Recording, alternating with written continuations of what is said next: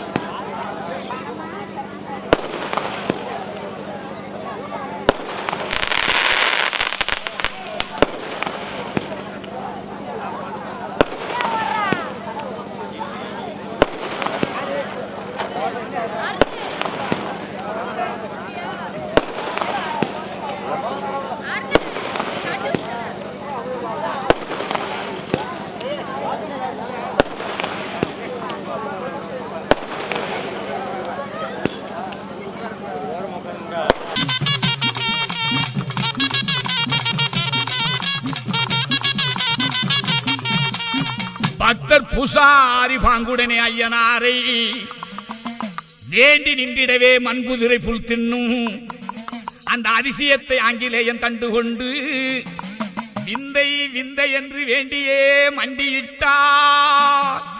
ஆங்கிலேயன் விந்தை விந்தை என்று வேண்டியே மண்டியிட்டார். அதிசயமே செய்தவர் ஐயனாரே, ஆங்கிலேயன் பதறிடவே புதுமை செய்தார், அருமையான புதுமை செய்த ஐயனாரின் பெருமதனை சொல்லிடுவோம் அன்பினாலே. கருத்துடனே கேட்டிடுவீர் பக்தியாலே, நீங்கள் கருத்துடனே கேட்டிடுவீர் பக்தியாலே.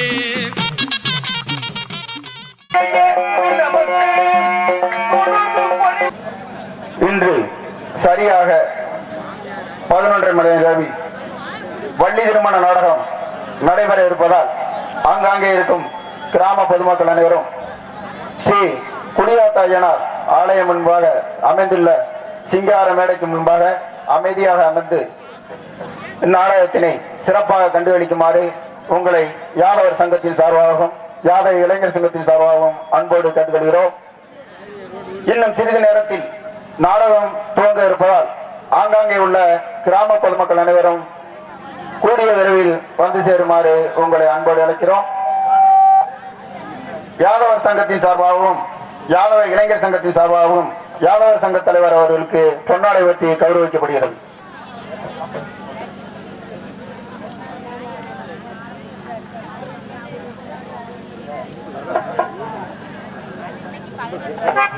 ராகம் வீடியோ அவர்கள் எங்கிருந்தாலும் மேடைக்கு முன்பாக வருமாறு உங்களை அன்போடு அழைக்கிறோம்.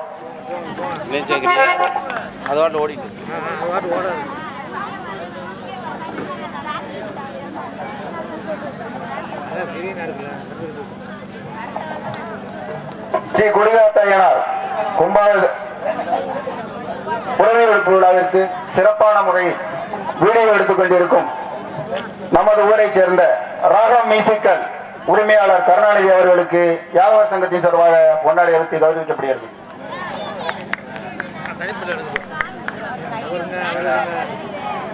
எடுங்க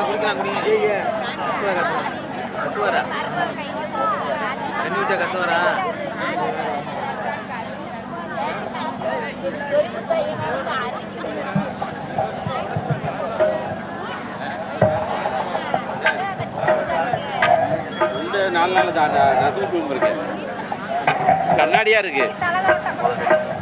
ஸ்ரீ குடியாத்தையனார் புறவி எடுப்பு விழாவிற்கு சிறப்பான முறையில்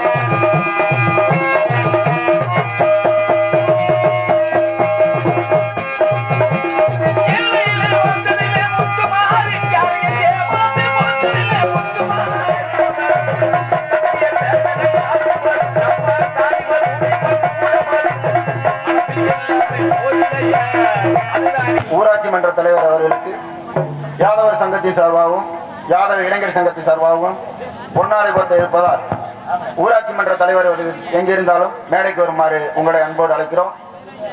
மற்றும் கீழத்துவல் காவல்துறை சார்பு ஆய்வாளர் அவர்கள் எங்கிருந்தாலும் உடனடியாக மேடைக்கு வருமாறு உங்களை அன்போடு கேட்டுக்கொள்கிறோம்.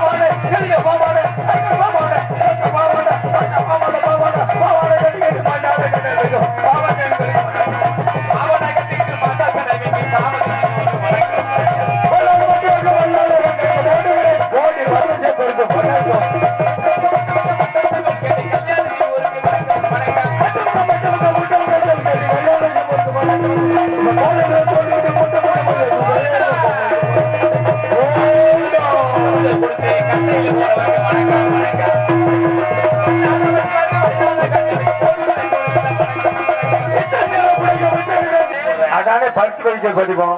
பருத்தி படிச்சாத்தான் நம்ம துருத்திக்கு உருவோம். அது இல்லைன்னா அது இல்லாம போயிடும்.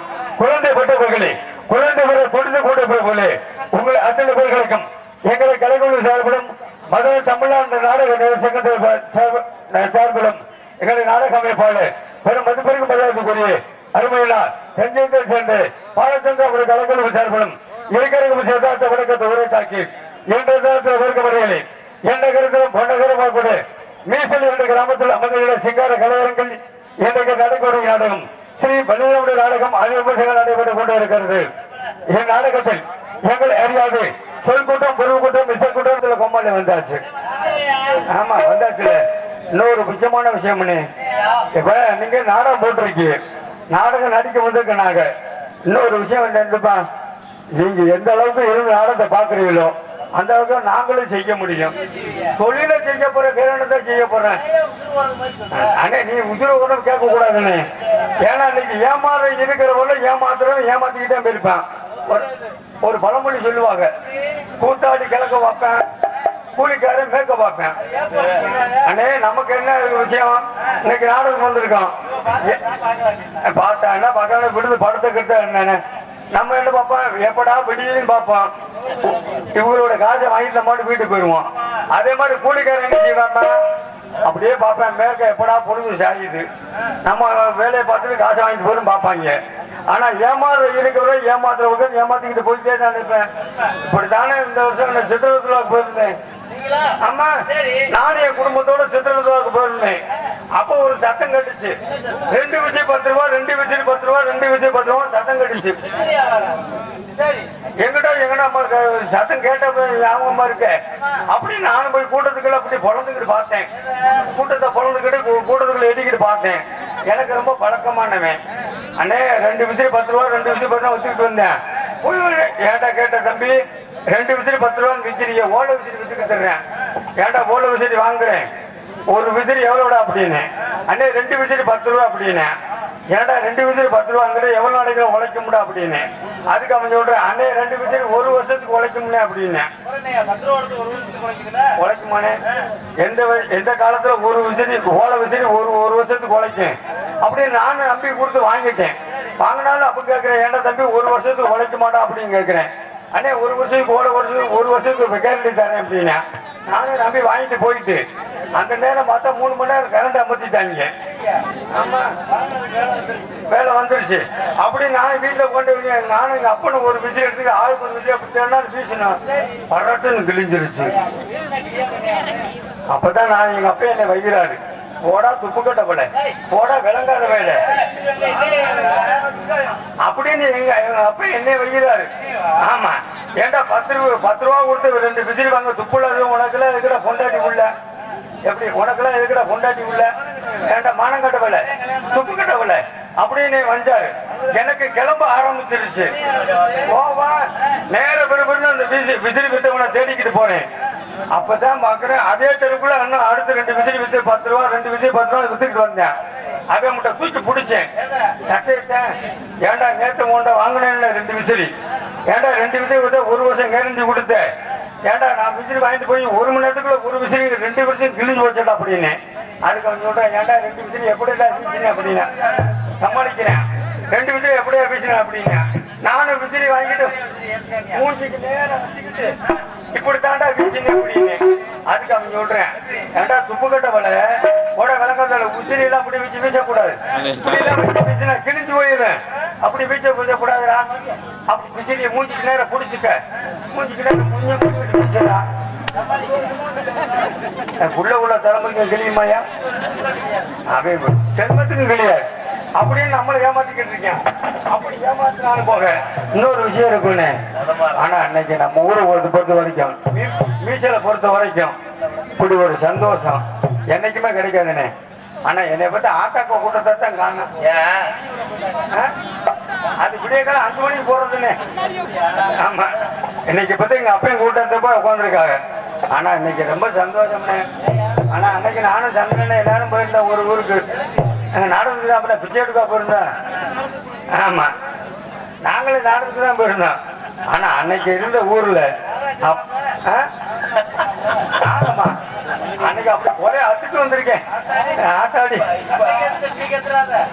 இன்னைக்கு அத்துட்டு விடுவேன், வந்திருக்க ஜலங்க முடிஞ்சா இன்னைக்கு அத்துட்டு விடுவேன். இன்னைக்கு அந்த பிள்ளை தார்பாய் கிழிஞ்சாலும் சரி விடவே மாட்டேன். அண்ணே ஒரு சந்தோஷமான விஷயம்ண்ணே. ஏன்னா நம்மளும் எத்தனையோ ஒரு நாடகத்துக்கு இருக்கோம்ல.